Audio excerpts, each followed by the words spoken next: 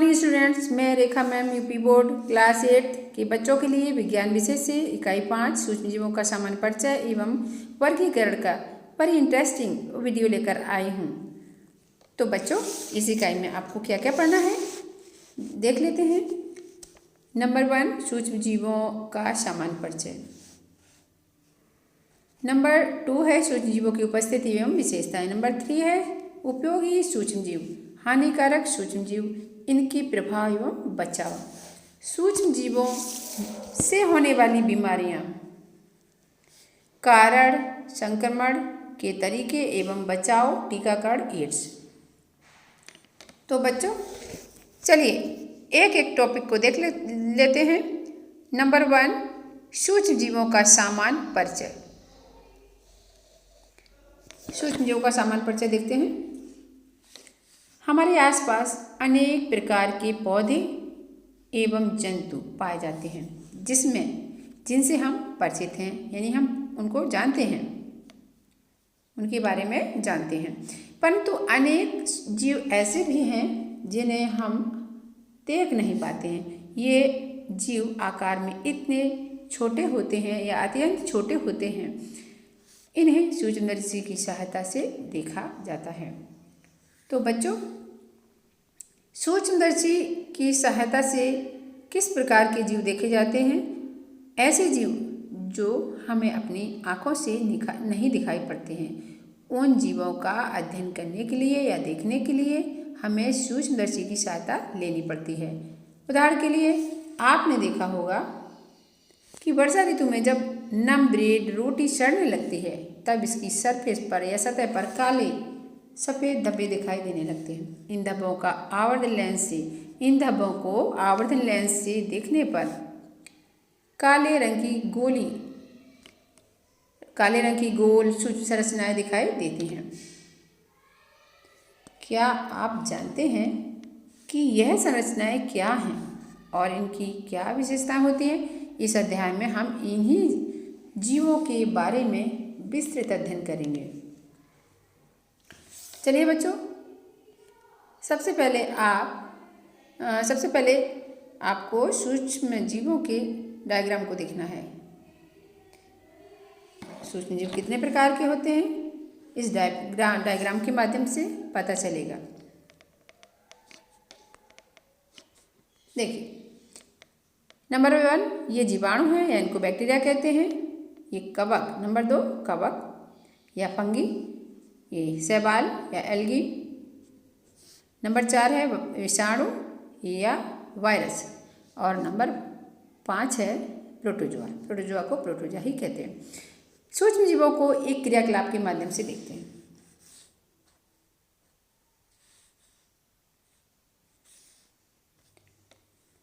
सूक्ष्म जीव क्या करते हैं? रोटी ब्रेड के टुकड़े को लेकर उसके ऊपर पानी छिड़ककर नम करते हैं। एंड सेकेंड पॉइंट में क्या करेंगे? हम इस टुकड़े को किसी डिब्बे में बंद करके 4-5 दिन के लिए रख देते हैं। फिर ध्यान ये रखना है कि इसको डिब्बे को बार बार नहीं खोलना है। नेक्स्ट स्टेप में क्या करना है?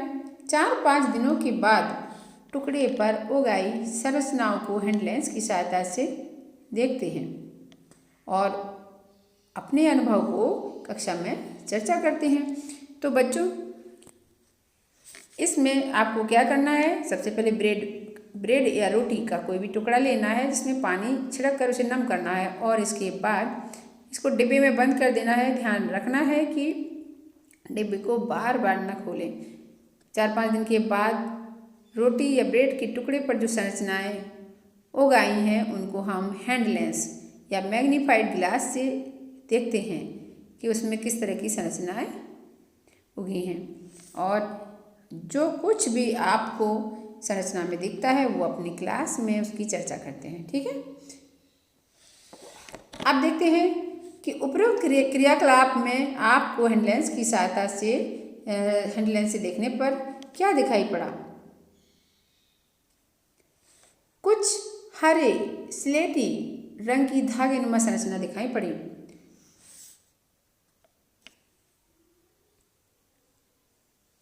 आगे देखिए बच्चों, मैं आपको सूक्ष्म सूक्ष्म जीवों के चित्र को दिखाऊंगी, जिससे आपको बहुत ही जल्दी समझ में आ जाएगा। जो आपने अभी सूक्ष्म जीव देखे हैं ना 5 प्रकार के, उन्हीं के चित्र को एक एक करके दिखाऊंगी। ये आपका रहा, ये क्या रहा, स्ट्रक्चर ऑफ अ बैक्टीरियम, यानी बैक्टीरिया का ये चित्र है या जीवाणु। बैक्टीरिया को क्या कहते हैं, जीवाणु। बैक्टीरिया की संरचना कैसी होती है, ये देखिए, ये जो आपको दिख रही है धागे जैसी संरचनाएं दिख रही हैं, ये क्या है, ये सीलिया है। क्या है, सीलिया। और अंदर ये जो बैक्टीरिया के अंदर जो भरा हुआ है पानी, उसको साइटोप्लाज्म कहते हैं। क्या कहते हैं, साइटोप्लाज्म। बाहर की जो लेयर है उसे कहते हैं सेल वॉल। बैक्टीरिया की संरचना इस प्रकार होती है। अब देखिए नेक्स्ट सूक्ष्मजीव को देखते हैं। हाँ बच्चों, सीलिया का क्या वर्क है, सीलिया ये लोकोमोशन में यानी गति में हेल्प करते हैं। नेक्स्ट सूक्ष्मजीव जीव की संरचना देखते हैं बच्चों। ये देखिए, ये क्या है, different shapes of bacteria. Bacteria इतने प्रकार के होते हैं। नंबर 1, बैक्टीरिया 4 प्रकार के होते हैं, उनमें से नंबर 1, ये इसका स्ट्रक्चर कैसा है, ये गोल है और ये रॉड जैसा है और ये कॉमा जैसा है और इससे स्पाइरलम है, स्पाइरल जैसे है। तो इसका नाम, ये गोल है, इसके कारण इसका नाम कोकस पड़ा। वैसिलस यानी रॉड शेप, इसे रॉड शेप भी कहते हैं और इसका नाम क्या है, वैसिलस। कॉमा शेप जो बैक्टीरिया है उसे वेब्रियोस कहते हैं। स्पाइरल है जो इसको स्पाइरलम कहते हैं। तो इस प्रकार बच्चों बैक्टीरिया कितने प्रकार के होते हैं, आकार की दृष्टि से बैक्टीरिया 4 प्रकार के होते हैं। नंबर 1 कोकस, वैसिलस, वाइब्रियोस और स्पाइरलम। अब नेक्स्ट सूक्ष्मजीवी को देखते हैं बच्चों। ये आप देख रहे हैं ना, ये किस शेप का बैक्टीरिया है, बैसिलस है यानी रॉड शेप है। कैसा है, रॉड शेप बैक्टीरिया है ना। अब आपको पता है इसका नाम क्या है, इसका नाम है लैक्टोबैसिलस एसिडोफिलस। ये क्या करता है, दूध को दही में बदलता है। नेक्स्ट देखते हैं, ये जो है लैक्टोबैसिलस एसिडोफिलस है, ये दूध को दही में बदलने का कार्य करता है। दही इसी बैक्टीरिया की वजह से ही जमता है। नेक्स्ट देखते हैं बच्चों, ये जो सूक्ष्म जीव है इसका नाम, ये एल्गी है। क्या है, एल्गी ये आपने बारिश के समय में अवश्य देखी होगी, बहुत ज़्यादा देखी होगी। जहाँ पर पानी अक्सर लगातार गिरता रहता है वहाँ पर इस तरह की एल्गी जम जाती है, एल्गी ग्रो कर जाती है। और इस एल्गी को आप जो दूसरी भाषा में इसको काई बोलते हैं। ये देखिए बच्चों, नेक्स्ट जो है सूक्ष्म जीव है वो क्या है, ये है फंगी। क्या है, फंगी यानी कवक। जो आपने एक्टिविटी की थी, क्रियाकलाप किया था ब्रेड से, तो ये देखिए ब्रेड में जो आपको हरे, काले और हरे एसिडिटी रंग की जो भी स्पॉट दिखाई दिए थे ना, ये जो स्पॉट बने हुए हैं, इस स्पॉट में ये फंगी यानी कवक ग्रो कर गए हैं ना, कवक ग्रो कर गए। और इन कवक को माइक्रोस्कोप से सूक्ष्मदर्शी से देखने पर कवक की संरचना इस प्रकार दिखाई पड़ती है, इस प्रकार दिखाई पड़ती है। ये जो है ये गोल संरचना दिख रही है आपको, ये स्पोरेंजियम है और स्पोरेंजियम में स्पोर्स भरे होते हैं। जब स्पोरेंजियम मैच्योर होकर फटते हैं तो इससे स्पोरेंजियम से स्पोर आउट होते हैं, जिससे फिर दूसरा फंगी ग्रो करता है। इसके अलावा ये जो है जिससे स्पोरेंजियम जो है अटैच होती है, ये आप संरचना देख रहे हैं, इसको क्या कहते हैं, स्पोरेंजियोफोर कहते हैं। इसके अलावा ये देखिए इस धागे समान संरचना जो हाइफा कहते हैं, क्या कहते हैं, हाइफा। या और बहुत सारे धागे समान संरचना मिलकर हाइफी बनाते हैं। क्या बनाते हैं, हाइफी। और नीचे ये जो संरचना दिख रही है इसे राइजॉइड बोलते हैं। क्या बोलते हैं? राइजॉइड्स बोलते हैं। आगे देखते हैं बच्चों। और इस प्रकार की जो फंगी ब्रेड पर जो ग्रो की है उसे कहते हैं ब्रेड मॉल्ड। नेक्स्ट, अब ये देखिए, एक ये इस पिक्चर को देखिए, इस चित्र को देखें, आप डायग्राम को देखें। ऑरेंज मॉल्ड है, ये ऑरेंज पर फंगी ग्रो कर गई है, उसके छिलके पर ग्रो कर गई है। ठीक है ना बच्चों। नेक्स्ट देखते हैं, नेक्स्ट सूक्ष्मजीवी देखते हैं। ये हैं अमीबा और नेक्स्ट है पैरामीशियम। ये एक कोश की जीव है। ये क्या है? प्रोटोजोआ है। आप देखिए इसमें इनके स्ट्रक्चर में क्या है, इनकी बनावट या संरचना कैसी है देखते हैं। इसकी संरचना देखिए, मैंने आपको बताया था ना, ये कॉन्ट्रैक्टाइल वैक्यूल है, संकुचन धानी कहते हैं इसको हिंदी में, और ये फूड वैक्यूल है यानी खाद्य धानी। इसमें खाद्य, ये जो है सूक्ष्मजीव यानी इसके अंदर क्या है, खाद्य पदार्थ भरा हुआ है। इसके अलावा ये आउट ग्रोथ दिख रही है ना, इसको कहते हैं स्यूडोपोडिया। स्यूडोपोडिया का क्या कार्य है? स्यूडोपोडिया गति करने में हेल्प करता है और भोजन को ग्रहण करने में भी हेल्प करते हैं। इसके अतिरिक्त आपको ये संरचना जो दिख रही है, ये न्यूक्लियस है, केंद्रक है ये, और सबसे बाहर ये सेल मेम्ब्रेन है यानी कोशिका झिल्ली है। ये अमीबा का चित्र है। नेक्स्ट देखते हैं पैरामीशियम। पैरामीशियम देखिए कैसा दिखता है माइक्रोस्कोप से देखने पर।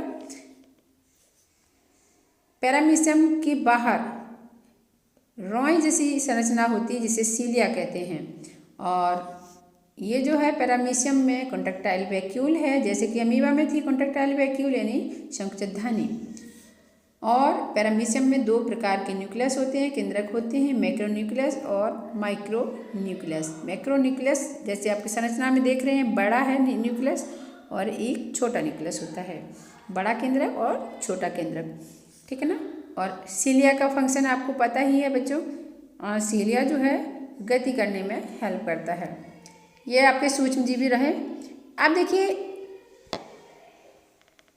ये भी एक सूक्ष्मजीव है जिसको कहते हैं वायरस या फिर विषाणु। हिंदी में क्या बोलते हैं इसको? विषाणु। वायरस इस प्रकार से, उसका वायरस का स्ट्रक्चर इस प्रकार से होता है। और वायरस आपको पता ही है, वायरस प्रोटीन और डीएनए का बना होता है। जो बाहर का ये जो आवरण है यानी कैप्सूल है, ये जो कोट किसका बना होता है? इसका कोट, इसको कोट भी बोलते हैं। क्या बोलते हैं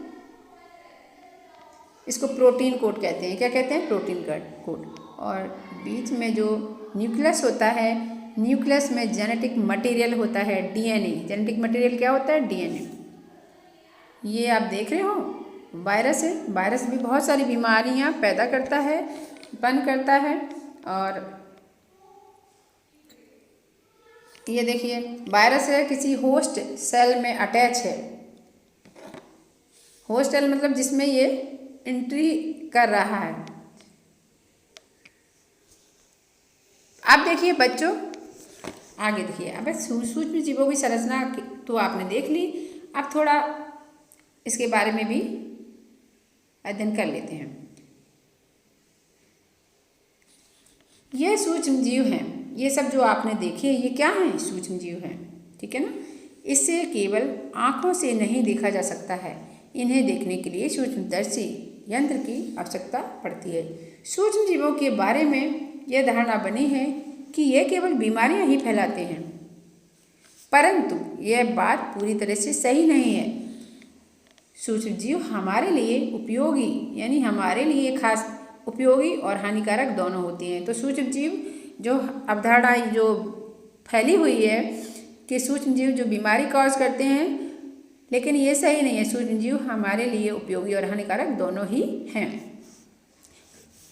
अब नेक्स्ट पॉइंट है बच्चों सूक्ष्म जीवों की उपस्थिति। सूक्ष्म जीव कहाँ मिलते हैं ये देखते हैं। सूक्ष्म जीव सर्वव्यापी हैं, यानी हर जगह मिलते हैं सूक्ष्म जीव। जैसे कहाँ पर मिलते हैं? हवा में, पानी में, मिट्टी में और पौधों जंतुओं के शरीर के अंदर और बाहर सब जगह मिलते हैं। इसलिए इनको कहा गया है सर्वव्यापी, यानी सूक्ष्म जीव सर्वव्यापी होते हैं।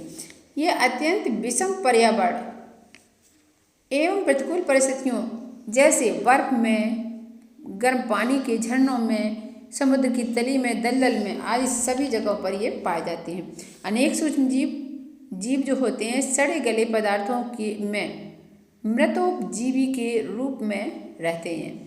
और आपको पता है सूक्ष्म जीव मरे हुए कहा गया ना, सड़े गले पदार्थों पर मरे हुए यानी मरे हुए एनिमल्स के ऊपर भी ग्रो करते हैं, जिन्हें क्या कहते हैं? मृतोपजीवी।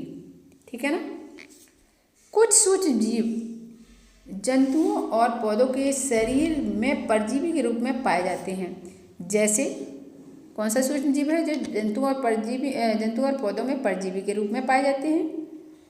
ये देखिए, जैसे एंटामीबा हिस्टोलेट का मनुष्य की आंत में परजीवी होता है। क्या है? एंटामीबा हिस्टोलेट का मनुष्य की आंत में परजीवी होता है। तथा ये कौन सा रोग कॉज करता है? पेचिस। ये जो है एंटामीबा हिस्टोलेट का जो है पेचिस कॉज करता है। इसके अलावा नींबू के पौधों पर जेंथोमोनास साइट्री नामक जीवाणु कैंकर डिजीज कॉज करता है, कैंकर रोग उत्पन्न करता है। सूक्ष्म जीवों का वर्गीकरण। अब हमें पढ़ना है नेक्स्ट पॉइंट, सूक्ष्म जीवों का वर्गीकरण। जैसे कि मैंने स्टार्टिंग में शुरुआत में चित्र के माध्यम से आपको बताया था सूक्ष्म जीवों के 5 प्रकार। तो सूक्ष्म जीवों का वर्गीकरण 5 भागों में किया गया है, 5 समूहों में किया गया है।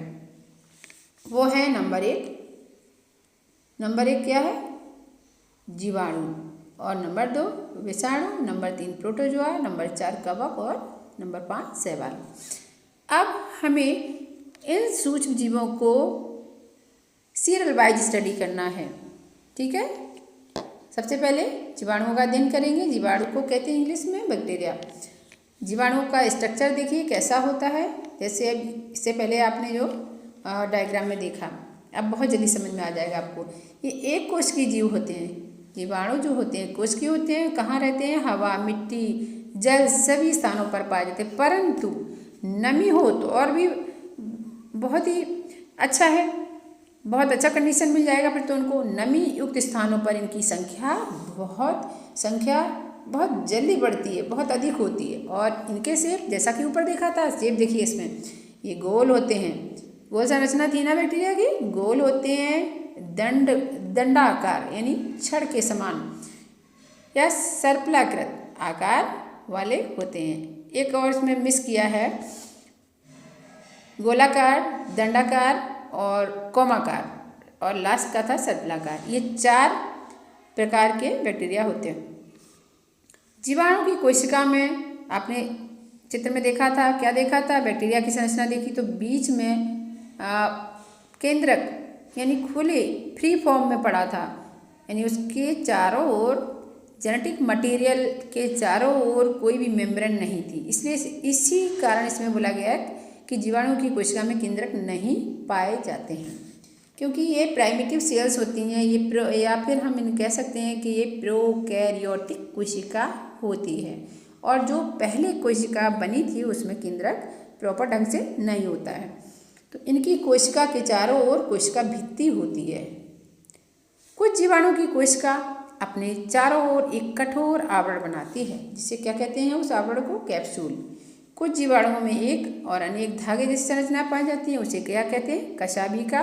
फ्लैजिला कहते हैं, जो लोकोमोशन में या गति में और भोजन ग्रहण करने में हेल्प करती है। कशाभिका के द्वारा जीवाणु गति करता है और अनुकूल परिस्थितियों में जीवाणुओं में बहुत तेजी से प्रजनन की क्रिया होती है। आगे देखते हैं बच्चों, साइनोबैक्टीरिया। बैक्टीरिया में साइनोबैक्टीरिया जो क्या है, जिसे कहते हैं ब्लू, नील, हरित शैवाल, ब्लू ग्रीन एल्गी को पहले शैवाल के समूह में रखा गया था, परंतु अब इन्हें बैक्टीरिया के साथ मोनेरा समूह में रख दिया गया है। इनका रंग नीला हरा होता है, जैसे नाम से नील हरे शैवाल यानी नीले हरे रंग वाली शैवाल। तथा जब नीला और हरा रंग है तो ऑब्वियसली ये प्रकाश संश्लेषण द्वारा अपना भोजन भी बना लेंगे, और जब अपना भोजन बना लेंगे तो ये स्वपोषी कहलाएंगे। ठीक है ना। स्वपोषी क्या होते हैं? ऐसे जीव जो अपना भोजन खुद बना लेते हैं, दूसरों पर निर्भर नहीं रहते हैं, उन्हें स्वपोषी कहते हैं।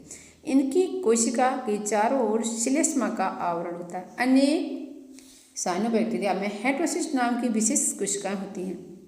साइनोबैक्टीरिया नाइट्रोजन का स्थिरीकरण करते हैं, नहीं नाइट्रोजन को फिक्स करते हैं नाइट्रेट्स और नाइट्राइट के रूप में, जो पौधे मिट्टी के माध्यम से एब्जॉर्ब करते हैं और पौधों में जिसके कारण पौधों में अच्छी ग्रोथ होती है, अच्छी वृद्धि होती है। और क्या है आगे? नाइट्रोजन का स्थिरीकरण करते हैं साइनोबैक्टीरिया और हमारे लिए बहुत उपयोगी होते हैं। स्पाइरुलिना नामक साइनोबैक्टीरिया का भोजन के रूप में उपयोग किया जाता है। तो स्पाइरुलिना नामक साइनोबैक्टीरिया का किस रूप में यूज़ किया जाता है? भोजन के रूप में। तो बच्चों ये खास पॉइंट आप ज़रूर इसको ध्यान रखिएगा। अब देखिए नेक्स्ट जो सूक्ष्मजीवी है जिसका हमें स्टडी करना है वो है विषाणु। क्या है? विषाणु का आपने स्ट्रक्चर देखा था ना, विषाणु की संरचना देखी थी, तो संरचना से ही आपको बिल्कुल क्लियर हो जाएगा कि दरअसल सभी सूक्ष्मजीव में वायरस सबसे छोटे होते हैं, सबसे सूक्ष्म होते हैं। ये किस चीज़ के बने होते हैं? न्यूक्लिक अम्ल और प्रोटीन के बने होते हैं। न्यूक्लिक अम्ल और प्रोटीन की ये खास है। ये पूर्ण परजीवी होते हैं, पूरी तरह परजीवी होते हैं। ये डेड रूप में कहीं भी पड़े रहते हैं, लेकिन जब ये लिविंग ऑर्गेनिज्म में जाते हैं तो ये अपना काम शुरू कर देते हैं और स्वतंत्र रूप से अपना विभाजन नहीं कर पाते हैं। प्रजनन के लिए इन्हें सदैव लिविंग सेल में जाना होता है। ठीक है बच्चों। वायरस द्वारा पौधों में और जंतुओं और एवं मनुष्यों में अनेक प्रकार के घातक रोग उत्पन्न होते हैं। घातक रोग जैसे देखिए कौन कौन से घातक रोग? जैसे चेचक है, चेचक, खसरा, polio, hepatitis, dengue, chikungunya, mumps, है ना, ये किससे होते हैं? वायरस से। और बहुत सारी और बीमारियां हैं जो वायरस से होती हैं, और वायरस से होने वाली बीमारियां इजीली यानी आसानी से जल्दी ठीक नहीं होती हैं। अब देखिए वायरस को सबसे पहले किस वैज्ञानिक ने देखा? वायरस की खोज दामित्री एवनोविस्की नामक रूसी वैज्ञानिक ने किस सन में किया? 1892 में किया था, 1892 में।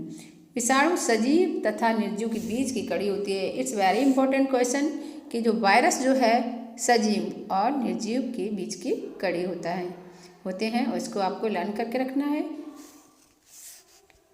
अब हम देखेंगे प्रोटोजोआ के बारे में। किसके बारे में? प्रोटोजोआ आपने देखे थे ना, प्रोटोजोआ का चित्र डायग्राम देखा था। प्रोटोजोआ में एमीबा है, एंटामीबा है, और क्या है? प्रोटोजोआ में आपका पैरामीशियम भी है, प्लाज्मोडियम भी है, प्लाज्मोडियम बाइवेक्स जो मलेरिया कॉज करता है। चलिए इसको देखते हैं। प्रोटोजोआ भी सूक्ष्मजीवी का एक समूह है। इस संघ में जीव एक कोशिकीय होते हैं। ये जल, मिट्टी तथा जीवों के शरीर में पाए जाते हैं। प्रोटोजोआ संघ के जीव स्वतंत्र रूप से या अन्य जीवों के शरीर में परजीवी के रूप में पाए जाते हैं। इनमें प्रजनन के लिए विशेष संरचनाएं होती हैं। अब जैसे उदाहरण के रूप में देखते हैं, अमीबा में क्या होता है प्रजनन के लिए? गूटपाद। और पैरामीशियम में क्या होता है? सीलिया होते हैं पैरामीशियम में। कई बार इस संघ के कुछ जंतु मनुष्य में रोग उत्पन्न करते हैं, जैसे एंटामीबा हिस्टोलिट का पैचिस कॉज करता है, पैचिस रोग उत्पन्न करता है। प्लाज्मोडियम द्वारा मलेरिया नाम का रोग उत्पन्न होता है। अब नेक्स्ट सूक्ष्मजीवी है कवक। कवक के बारे में स्टडी करते हैं। कवक जो है, देखिए कवक को क्या कहते हैं? फफूंदी। कवक को फफूंदी भी कहते हैं। कवक को फफूंदी के नाम से भी जानते हैं। इन्हें अक्सर हम अपने घरों में रोटी, ब्रेड, अचार चमड़े की वस्तुओं पर उगते हुए देखते हैं। बरसात के दिनों में कूड़े करकट पर उगने वाली छातीनुमा संरचना कोकुरमुत्ता एक प्रकार का कवक है। बच्चों, आपने अवश्य ही देखा होगा कि जब बारिश में इधर उधर सड़ा गला चीज़ पड़ी होती है तो उसमें एक पौधा उगता है, छाते जैसा पौधा छोटा सा होता है, वो क्या है? फंगी ही है और उसका पर्टिकुलर नेम है कोकुरमुत्ता। ये आम भाषा में कोकुरमुत्ता कहते हैं इसको। कवकों में अनेक लंबी धागे। आपका कवक की संरचना कैसी होती है? जैसा कि आपने कवक की संरचना के चित्र में देखा, कवक में क्या होता है? लंबी धागे जैसी संरचना होती है और जिसे क्या कहते हैं? कवक तंतु। कवक तंतु हाइफा। कवक तंतु एक कोशिकी बहुकोशिकी होते हैं और आपस में मिलकर कवक जाल यानी माइसीलियम बनाते हैं। क्या बनाते हैं? माइसीलियम। कवक की कोशिकाओं में एक या अधिक केंद्रक पाए जाते हैं। कवक हमारे लिए लाभदायक भी हैं और हानिकारक भी, दोनों ही हैं हमारे लिए। यानी बीमारी भी कॉज करती हैं और इसका अलग अलग फैक्ट्रियों में इसका उपयोग होता है, जिसके कारण बहुत सारे एडिबल यानी खाद्य प्रोडक्ट बनते हैं, उत्पाद बनते हैं। ठीक है, आगे देखते हैं बच्चों। उदाहरण के लिए देखिए, मशरूम, जो मशरूम की सब्जी बना के खाते हैं लोग, तो मार्केट में ये सब्जी मंडी में ज़रूर अवेलेबल हो जाता है। जो मशरूम को पसंद करते हैं भोजन के रूप में, वो मशरूम खाते हैं। उदाहरण के लिए मशरूम भोजन के रूप में तथा पेनिसिलियम नामक कवक से पेनिसिलिन नामक एंटीबायोटिक प्रतिजैविक दवा बनाई जाती है। तो ये हमारे लिए बेनिफिशियल हुआ, उपयोगी हुआ, है ना, लाभदायक हुआ। मशरूम भोजन के रूप में हम खाते हैं, जबकि पेनिसिलियम नामक कवक से पेनिसिलिन नाम की दवा यानी एंटीबायोटिक बनाई जाती है। पक्सिनिया नामक कवक गेहूं में जबकि रोग कॉज करता है, रोग उत्पन्न करता है।